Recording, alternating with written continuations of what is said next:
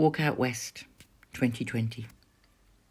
Our initial project with the Wye Festival was to have a representation of diversity through a handful of artists from Bristol, making a podcast, camping out, joining in walks and engaging with the AONB, and having a couple of fireside evenings, meeting people from the valley.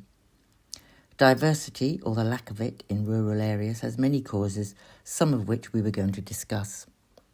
The COVID-induced cancellation meant that we turned our collective creative eyes on the Wye, and we were not necessarily going to engage with diversity issues, but to see what being in the Wye Valley brought out of us as individuals. The pieces you see on the website were made by us, although we are not film or video artists, and they are reflections of the individuals. The podcast delves into some of the issues for people of colour when they come into places like the Wye, steeped as they are in history.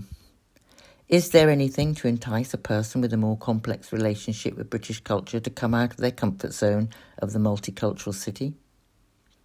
We found plenty to delight the senses and engage the mind. We discovered the legacy of industry and slavery, Piercefield House and Nathaniel Wells. We found ancient Welsh and English myths and legends, and it's true to say that we were surprised. We wondered how come we had never really known about the Wye, especially as it is so close and so beautiful. We pondered the difficulties of getting there, both psychological and economic. We discussed the different emotions felt when standing out as a person of colour in a white rural area. We questioned ourselves and we wandered freely. We all wanted to keep returning, to go deeper into the woods and history. We wanted to share our discoveries with friends and family. We considered how it would be if there could be a project to bring out more people to camp and attend the festival, as it seemed one of the best opportunities for getting to know the valley and feel a sense of involvement and confidence to explore more widely. As the white British member of the group, with a rural background and with some knowledge of the Wye, I became the host in many ways, introducing the others to special places and different aspects of the valleys leading into the Wye River.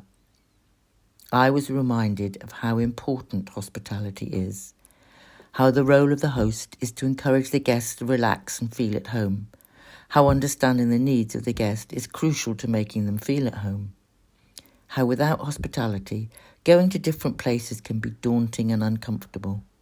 The invitation and the hospitality make all the difference.